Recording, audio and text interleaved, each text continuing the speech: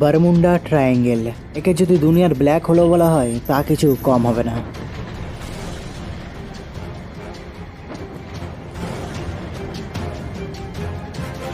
এটা হচ্ছে সেই জায়গা যেখান থেকে যাতায়াত করা জাহাজ থেকে শুরু করে এরোপ্লেন পর্যন্ত গিলে ফেলে।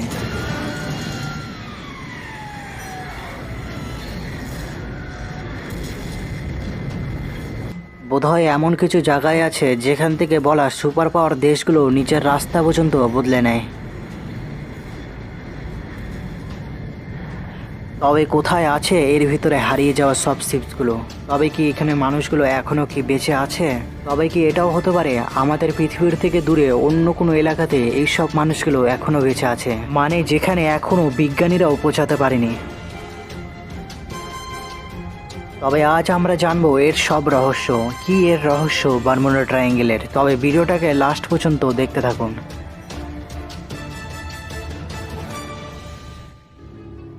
তবে সবার প্রথম আমরা জেনে নিই এই বারমুডা ট্রায়াঙ্গেল কি। আমেরিকার মিয়ামি, পয়ের্টো রিকো আর বারমুডা আইল্যান্ডের ইমেজারি মিলিয়ে এটাকে বলা হয় বারমুডা ট্রায়াঙ্গেল, যা এই ট্রায়াঙ্গেলকে সব জাহাজে এড়িয়ে চলতে দেখা যায়। আর এই বারমুডা ট্রায়াঙ্গেলকে রহস্য চোখে সবাই দেখে থাকে। আর এই যে কোনো রহস্যময় ঘটনাকে বারমুডা ট্রায়াঙ্গেলের সাথে কোনো না কোনোভাবে জুড়ে দেয় সবাই। আর এই বারমুডা ট্রায়াঙ্গেল এটা সেই জায়গা যাকে অবিশ্বাস একদমই করা যায় না। কেন কি এই বারমুডা ট্রায়াঙ্গেলের পিছে কিছু মানুষের বিশ্বাস না, এর সাথে বড় বড় দেশেরও বিশ্বাস আছে। 9 জুলাই 1945 বিশ্বের সবথেকে শক্তিশালী দেশ ইউএস নেভিকার কমান্ডার থমাস নিজের 10টি ক্রু মেম্বারকে নিয়ে যখন সে এই এলাকার উপর দিয়ে হেলিকপ্টারে করে যাচ্ছিল, তখন তার সাথে এমন একটি ঘটনা ঘটেছে যা শুনে আপনার আত্মাও কেঁপে উঠবে। থমাস নিজের এই হেলিকপ্টারে করে 10টি ক্রু মেম্বারের সাথে নাইট প্রোগ্রামে যাচ্ছিল। আর এইভাবেই 4 ঘন্টা পর এই হেলিকপ্টারের সাথে কন্ট্রোল রুমের যোগাযোগ একেবারে বিচ্ছিন্ন হয়ে যায়। এর আগেও কন্ট্রোল রুমে এসওএস সিগন্যাল এসেছিল না, ওইখান থেকে সিগন্যাল পাঠিয়েছিল কেউ। আর যোগাযোগ বিচ্ছিন্ন হওয়ার আগে এই থমাস এমন একটি অদ্ভুত রিপোর্ট দিয়েছিল যে তারপরে এই প্লেনটি যোগাযোগ একেবারে বিচ্ছিন্ন হয়ে যায়। আর তারপরে আমেরিকার সরকার থমাসের 10টি ক্রু মেম্বারদেরকে খোঁজার জন্য রেস্কিউ টিমকে পাঠিয়েছিল, কিন্তু তাদের হাতে কিছুই আসেনি। ঘটনাটা অবশেষে ভুলেই যাচ্ছিল তার 5 মাস পরই তারপিটো বম্বার ক্রু মেম্বারকে আবার একটি মিশনে পাঠিয়েছে। কিন্তু সবকিছু ঠিক হওয়ার পর 3 ঘন্টা পর আবার ওদেরকে ফিরে আসতে হতো, কিন্তু তা একদমই হয়নি। এরপরে এই বারমুডা ট্রায়াঙ্গেলের এলাকাতে যখন এই প্লেনগুলো চলে আসে, এই প্লেনে থাকা মেম্বারগুলো অনেকটা ভয় খেয়ে যায় আর তারা চিৎকার চেঁচামেচি শুরু করে। কমান্ডার যখন বিপদের আশঙ্কা বুঝতে পারে তখন সবাইকে ইনফর্ম করে দেয় এখান থেকে বেরিয়ে চলো, কিন্তু ততক্ষণে অনেক দেরি হয়ে গেছে।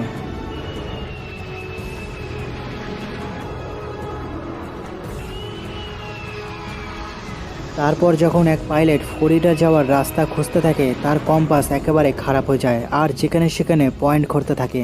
কিন্তু পাইলট হাল না ছেড়ে ওখান থেকে বেরানোর চেষ্টা করতে থাকে। আর সেই সময় ভোরের 4টা বাজে। আর পাইলটটি এই দেখে এখান থেকে বেরানোর পথ খুঁজে বের করে। সে ভেবেছিল সূর্যের দিকে তাকিয়ে সে দিক ঠিক করে এখান থেকে বেরিয়ে যাবে, কিন্তু তা একদমই হয়নি। আর কালো মেঘ এসে আকাশকে পুরো ঢেকে দিয়েছে।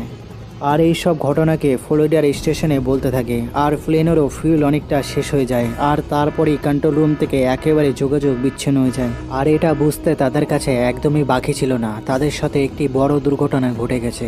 আর একটি বিশেষ প্লেনের সাথে একটি রেস্কিউ টিমকে তাদের খোঁজের জন্য পাঠানো হয়। আর এই প্লেনটি জলের ভিতরেও ল্যান্ড করতে সক্ষম। আর 1.5 ঘন্টা পর যখন এই প্লেনটি বারমুডা ট্রায়াঙ্গেলের উপরে চলে আসে, আর এই প্লেনটিও আর কোনোদিনও ফিরে আসেনি। আর এত বড় ঘটনা হওয়ার পর লাগাতার এই রেস্কিউ টিম মিশনকে পাঠানো হয়েছিল এই এলাকা দিয়ে। আর এই এলাকা দিয়ে 100-এরও বেশিবার তারা খোঁজাখুঁজি শুরু করে, কিন্তু তাদের হাতে কিছুই আসেনি। এমনকি প্লেনের কোনো ধ্বংসাবশেষ, না কোনো ক্রু মেম্বারের লাশ। এমনকি বলা হয় যে এই বারমুডা ট্রায়াঙ্গেলের রহস্য অনেক পুরনো। যখন ক্রিস্টোফার কলম্বিয়া যখন আমেরিকার খোঁজ করেছিল, তখন সে এই রাস্তা দিয়ে একটি অদ্ভুত জিনিসকে দেখতে পায়। সে দেখতে পায় এই রাস্তা দিয়ে যাওয়ার সময় একটি আগুনের গোলাকে এই সমুদ্রের ভিতরে যেতে। তবে তখন না কোনো এরোপ্লেন ছিল, না কোনো মেটিওর। তবে কি ছিল এটা? 15ই শতাব্দীতে এমন কি ছিল যেটা কলম্বিয়াস আকাশ থেকে নিচে আসতে দেখতে পায় সমুদ্রের? আর কিছু লোকের এও ধারণা যে সে সময় যদি কোনো জিনিসকে উড়তে দেখা যায় সেটা কোনো অন্য দুনিয়ার হতে পারে, মানে এলিয়েন্স। আর এই এলাকাকে সরকার থেকে বন্ধ করে দেওয়া হয়েছে। আর এই এলাকা দিয়ে না কোনো জাহাজ যায় না কোনো এরোপ্লেন। আর এমনটা করে সরকার প্রমাণ করে দিয়েছে প্রকৃতির সামনে আমরা শুধুমাত্র খড়কুটে একটা। আর সেজন্য এখান থেকে আসা যাওয়া জাহাজগুলো আর এরোপ্লেনকে একদমই বন্ধ করেনি সরকার। 1947-এ 1, 1948-এ 2, 2020 আস্তে আস্তে 30টারও বেশি অ্যাক্সিডেন্ট হয়ে গেছে। আর এইসব ঘটনা শুধুমাত্র প্লেনের সাথে সীমিত নেই, জলে চলা জাহাজের সাথেও কম্পাসকে ভালো ওয়েদারেও খারাপ হতে দেখা যায়। আর সময় সময় তো আকাশকে কালো মেঘে ঘিরে ধরে। আর সমুদ্রের উপরে এত বড় বড় ঢেউ উঠে যে জাহাজের উপরে আছড়ে পড়ে জাহাজকেও তলিয়ে ফেলে। এবার যদি আমরা খারাপ ওয়েদারকেও যদি এক্সপ্লেন করে থাকি, তারপরও এই বারমুডা ট্রায়াঙ্গেলের সামনে যখনই এই জাহাজগুলো ঢুকে পড়ে, ভালো ওয়েদার হওয়ার শর্তেও এই 1000 টন ওজনের জাহাজকে সমুদ্রের গভীরে টানতে থাকে।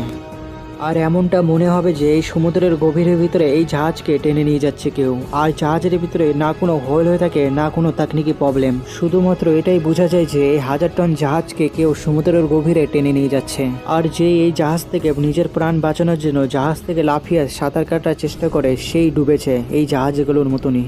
আর এই বারমুডা ট্রায়াঙ্গেলের ভিতর থেকে জাহাজ থেকে শুরু করে প্লেন পর্যন্ত কোনো জিনিসই খুঁজে পাওয়া যায়নি। আর শুধুমাত্র এখান থেকে বেরিয়ে এসেছে শুধুমাত্র একটি গল্প। তবে এমনটা না বারমুডা ট্রায়াঙ্গেলের রহস্যকে উদ্ঘাটনের চেষ্টা করেনি। আর এই বারমুডা ট্রায়াঙ্গেলকে নিয়ে আলাদা আলাদা থিওরি বেরিয়ে এসছে, যেমনটা কম্পাসের কাজ না করা, আশেপাশের ম্যাগনেটিক ফিল্ডের কারণে। আর ওয়েদারের যদি কথা বলা হয়, নাসা জানিয়েছে হ্যাক্সো ক্লাউডের জন্য এইসব ওয়েদারের সমস্যা হচ্ছে। আর এই হ্যাক্সো ক্লাউডকে সবার প্রথমে নাসা খুঁজে বের করেছে, তাও আবার পৃথিবীতে না, স্যাটার্নে। আর এই হ্যাক্সো ক্লাউডের জন্য হাওয়াগুলো সেন্টারের দিকে ঘুরতে থাকে, আর তার জন্য প্লেনের খুব ডিস্টার্ব হয়। তবে যাই হোক, বারমুডা ট্রায়াঙ্গেলের রহস্য যদি নাও উদ্ঘাটন হয় ভবিষ্যতে হতে পারে। তবে আপনারা কি ভাবেন এই বারমুডা ট্রায়াঙ্গেলকে নিয়ে কমেন্ট বক্সে অবশ্যই জানাবেন।